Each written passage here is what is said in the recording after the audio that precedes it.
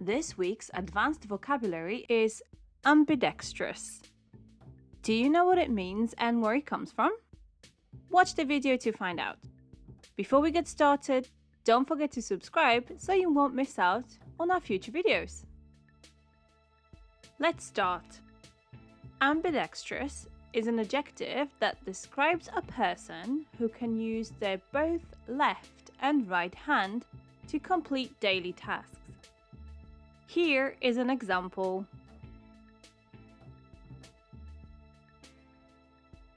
I didn't know you were left-handed. Oh no, I'm not. I'm actually ambidextrous. So you can use both hands?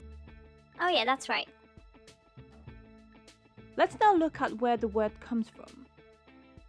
The word ambidextrous comes from Latin language where ambi means both or on both sides, and dexter means right hand, and together they sort of mean two right hands.